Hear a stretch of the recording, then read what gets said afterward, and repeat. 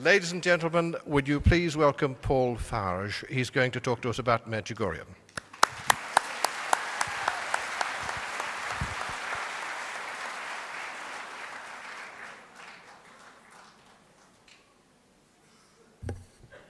Good afternoon, everyone. I've got one thing in common with Janelle that just left. Like her, French is my first language. But of course, that's all I've got in common.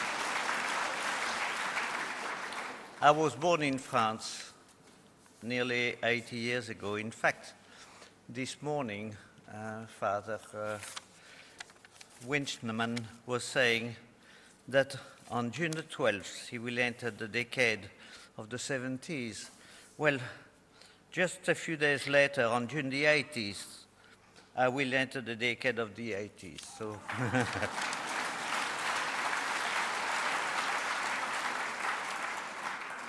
I'm not going to tell you the story of my life, it's full of holes. But what I'm going to tell you is my involvement with Medjugorje News. As every one of you may or may not know, I'm not only the chap who is annoying you with the cameras, but I'm also got a little table over there with Medjugorje News, of which I'm now the editor, and I will tell you the whole story.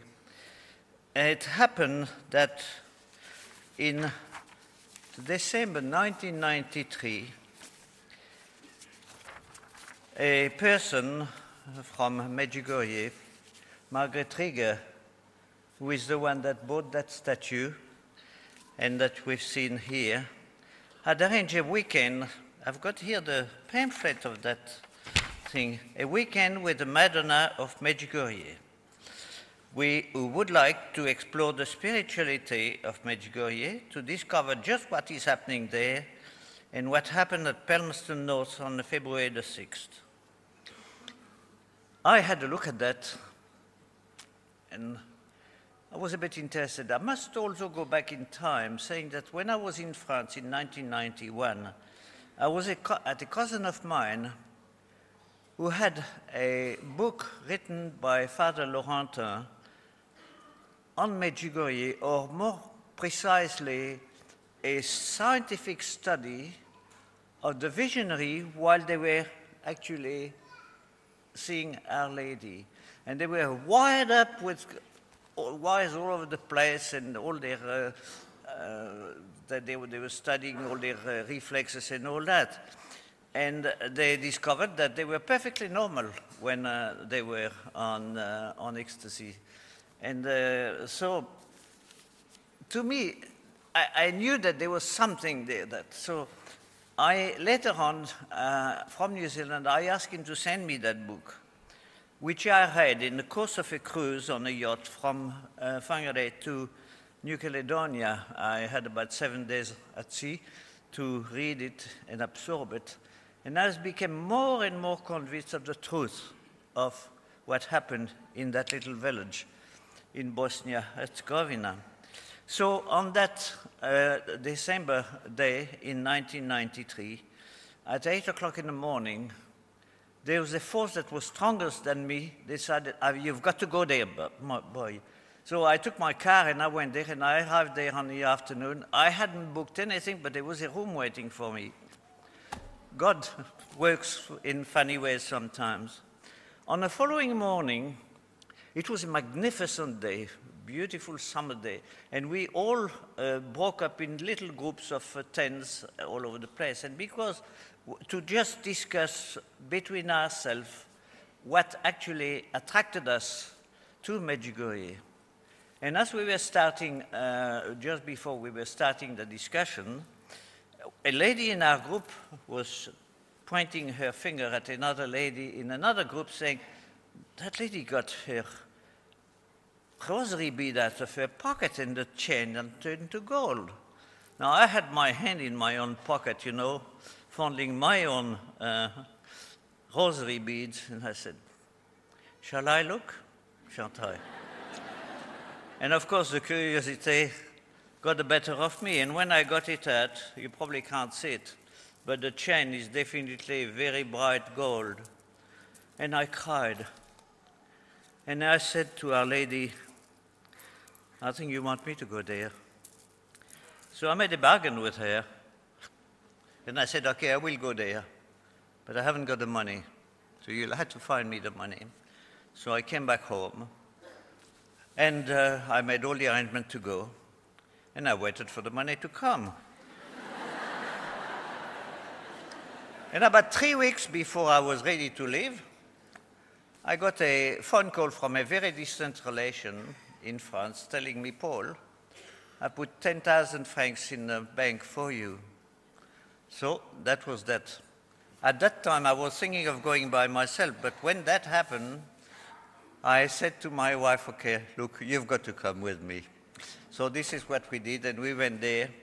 And we went there in May, early May for the first time, May 1994. It was, the war was in full swing. We could hear the machine gun, the guns, the fighter flying over the village. We could see the destructions everywhere. It was absolutely shocking. Mostly the churches, the way that the devil really went onto it. It was really dreadful. But the place itself in Medjugorje was such peace, such a wonderful peace. And I went there again at the end of June, at the time of the anniversary of the apparition. And I arrived in Split on the morning of my 70th birthday. And I got a lift with a young Italian man to Medjugorje, and I spent a wonderful, wonderful week there too. Now, a lot of people would think, oh, did you see the sun spinning? Did you see this? No, I didn't. But there is something that was far greater for me that happened in Medjugorje. And I hope I can say that without breaking down too much. On the 17th of July, 1986, my second son, Eric, hung himself on a forest near Rotorua. He was not found until the following evening. And I was really absolutely stunned. But that was not all. About 3.5 years later, my last son, Patrick, who was at the time a bit of a hero in New Zealand, he had even been given a medal by Prince Charles for an heroic act. And he was at the time on a warship that was anchored off the Whakaparoa Peninsula. At midnight, he started to write some goodbye letters. His last letter was dated at 3 o'clock in the morning. In early morning, we got a phone call to say that he had jumped overboard. And I said, he's a very good swimmer. No, he put a stone around his neck and he dived. They discovered his body. Some divers went down. And I was a wreck. Truly, every day I was crying all the time. But the miracle to me happened in Medjugorje when I found peace there. And I knew then that my children were safe. So I'll continue my story with Medjugorje news. When I was there, I said to Our Lady, I said, I don't know why you called me there, but I promise you one thing, is that whatever you ask of me, I promise you I won't say no. So I came back full of enthusiasm, expecting everything to happen straight away. Nothing at all. Until the following year, where I went to the 1995 convention, and I felt a bit guilty not to do anything. So I phoned John Porteous one day, and I said, look, John, I said, I hadn't met the guy, you know, I just spoke to him over the phone. He said, John, can I help you? Now, at the time, he was publishing a little brochure called Medjugorje News. That was done by photocopying some articles, reducing them on a photocopying machine, and sending them to a few of his friends. And of course, that snowballed, and more of his friends wanted to get that. And he had at the time about 200 people on his mailing list. And what he said to me, he said, yes, Paul, you can help me. Take Medjugorje off my hand. Gosh, you could have hit me with a sledgehammer. I knew nothing about publishing, nothing about it. But look, I've got a sneaky feeling, is he there? I don't know. That he must have had a line to Our Lady, because I said to him, I said, look, I'm only a pensioner, I can't afford to do it for nothing. I said, he said, well, you can ask for a subscription, pray about it. Of course, I didn't have to, because I knew that it's exactly what Our Lady wanted. So a couple of days later on, I said, yes, I'll do it. And so he wrote to the few people that were on his list, and they started to send me some money. Of course, I had a lot of things to do, because I wanted to start on the right footing, so I went to see a lawyer first to start a society called Medjugorje News Trust, to registered as a charitable organization with donee status. That means that everybody that sent me donation could claim that against their income tax. I also saw an accountant that helped me also with the financial side of it. And I tell you what, I was thrown at the deep end, because I knew nothing about publishing. I just had purchased a computer, but I knew nothing much about computers, so I had to learn and learn fast. And well, the Holy Spirit was there to help me. But I tell you what, not only the Holy Spirit, but the hairy legs, Satan was there to also put bite in. You've got no idea the trouble that I went through to get it. But sure enough, Our Lady's got the better, and she knew what she was doing. And so with the help of quite a few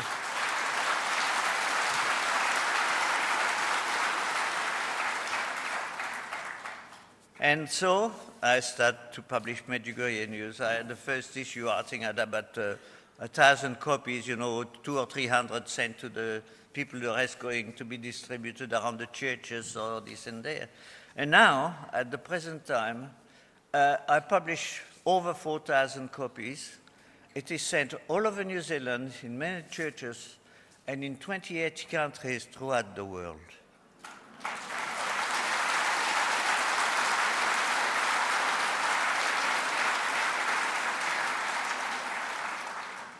The mail that I'm getting is incredible. And I don't want to praise myself, because it's not my work. It's really Our Lady's work. The work that I do is nothing. I'm just a tool. And whenever I get an issue out, I look at it, hey, it's not too bad, it can't be me. And it must be right, because everybody keeps on telling me how good it is and how much they rely on that magazine for their spiritual life. Now, what I would like also to tell you is that it was for me a growing journey, because for many, many years I stayed away from the church. Even though when I was young, I used to go to Mass every day. I used to serve being a servant at serving Mass at a Carmelite monastery. I even spent 3 years in a seminary in France. But after that, I had a very adventurous life. I left France in 1950 on a small yacht without engine. I arrived in Tahiti, left that yacht, had some adventure of all sorts, and I'm not going to tell you too much about them, because you know what Tahiti is like. And 3 years later, I got onto another yacht, the same size, also without engine, and we landed in New Zealand. And then I got married to unfortunately, I did not know at the time, to a woman who was alcoholic. We had 5 children, but She left me after a while. And later on, my marriage was annulled, and I had the great fortune to meet my present wife, who is right there in here.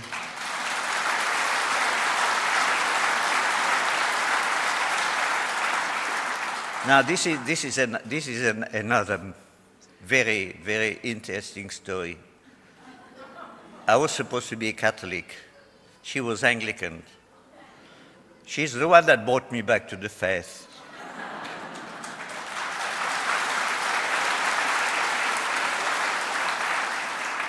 And I love her all the much for that. And so, once I was back in the faith, then I got involved with Medjugorje and Medjugorje News. But the day that I could go back and have communion for the first time after so many years away from the church was such a fantastic experience that the Eucharist for me was so incredibly immense, you know, that I couldn't help it. And I have to go every day to Mass because this is the greatest event that happened in the world today. At Medjugorje, sometimes the visionary, they ask, is when you see Our Lady the highlight of your day? They say, no, the highlight of our days is going to Mass. And I hope that you will understand why, to me, it's a thirst to have a Eucharist every day that I would really be very, very hungry without it. You know, I really need that for my spiritual life. But I also discovered quite a lot of things too. I discovered that I could trust in the Lord 100%. Because look, whatever I did, I didn't know how that could be done. Possibly, humanly possible, but everything, all the problem was solved. And I would like also to tell you some story. I'm the oldest of 14 children. My father was a great, great religious man. And I remember one day, that was during the war, coming to see him to ask for 5 francs, probably the equivalent of $5 of these days, of today, to pay for a sports fee. And he opened his drawer and he said, look, there was nothing. He said, aren't you worried with all those children, with that family? He said, no. He said, what did Jesus say? Look at the birds in the sky, look at the lilies in the field. They don't need to worry about it, and I don't. And sure enough, my father always had what he wanted. And there was a very holy priest called the Père Brottier, who had started a house, if you see, for the orphans, and to teach them a trade. And he made a deal with our Lord. He said, look, I need 1,000 francs every day. And sure enough, I don't want any more. And sure enough, every day he had these 1,000 francs. Until one day, at the end of the day, the 1,000 francs hadn't come. So he said to his helper, go and have a look in the letterbox. And sure enough, there was an anonymous donation of 1,000 francs. And that happens all the time. And I'm sure that you have experienced the same thing. But what I'd like you to do is to trust even more. There is no problem that cannot be solved with the help of God. I've seen some people that thought they had no issues, you know, except probably taking their own lives. I thought, that's not true. Just put your trust in the Lord, and every difficulty will be wiped away. Another thing that I would like you also to remember is that you have a guardian angel. And I know I've got one. And he's been working overtime. Oh my gosh. I've been under several bombardments. I've been shot at 3 times by the German. I was condemned to death twice as a hostage. And later on, when I was at sea. I remember one stormy night going out of New Zealand back to the islands on a yacht, and the skipper had made a mistake, and it was night time, and we saw we were just on the top of Cape Colville, and there was something that looked like tide rips, and at the last minute, he said, no, we're on the rock, we lose the boat. There is nothing we could do. We had no engine, we couldn't even turn the boat around, so I grabbed everything, I took my shoes off and waited for the big shock. Well, at the last minute, I think the guardian angel must have taken our boat and threw it over the rocks, and we went through without even touching the rocks. Later on, and that was not very long ago actually, that was in 96 or 90, yes, in 96, I was coming down to Auckland from Farge for a meeting with the bishops and all the heads of the churches. I was quite involved with another organization, and I got clipped by a speeding truck. My car did 2 somersaults, 3 rolls, landed on his roof, and caught on fire. Well, I'm here to tell you the story. So,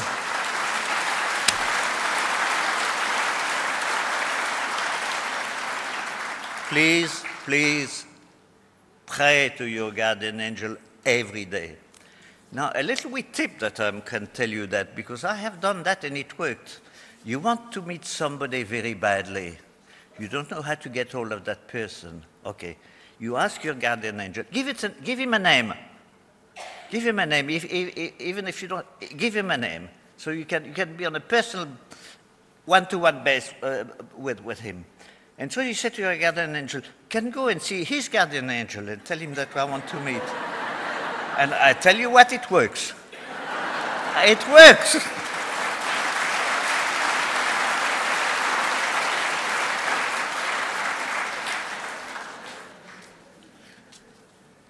People sometimes think that there is the hazard to coincidences, so on. There is never any coincidence.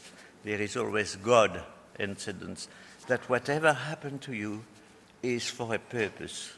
If you pray and your prayers are not answered the way you ask, you can be sure of one thing: it will be answered, but not the way you thought, and all for the better.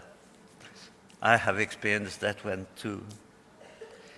I was going to tell you about whenever I pray, one of the things that is on my mind always is the infinite greatness of God.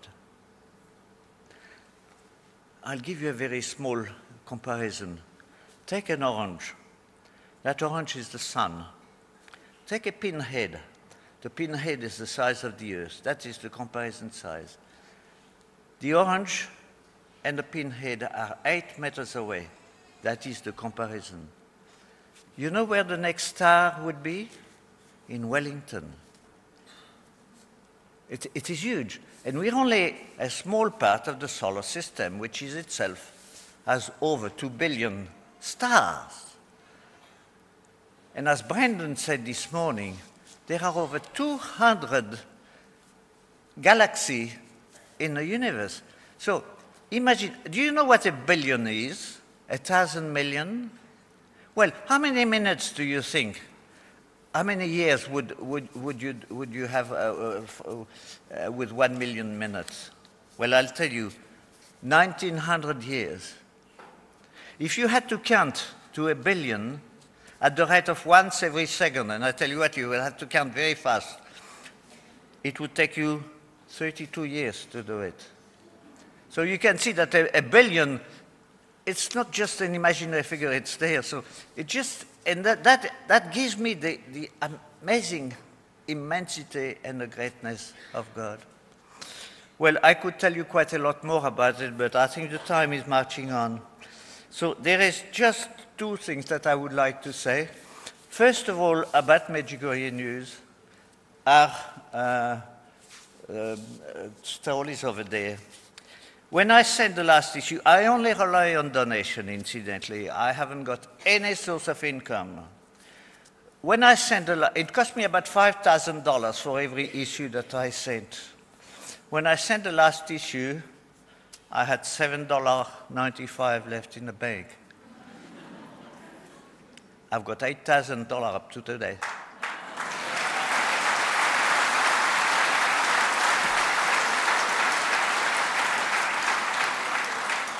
So the load is there. So with your help, we can carry on. I have made a bargain with Our Lady. I said, look, when the money stops coming, I know I'm not wanted anymore, so I'll stop. And that's simple as that. But before I leave, I'd just like to leave you with a little thought. The power of a smile. Do you know how much difference you can make to people's life by just giving them a smile? Try to do it in the street, try to do it everywhere. Give them a smile, and a smile that doesn't like that, but a smile that comes really for the heart, that you love that person. And you will find that this will not only make them happy, but it will make you also a lot happier. So I leave you with that thought, and thank you very much for listening to me.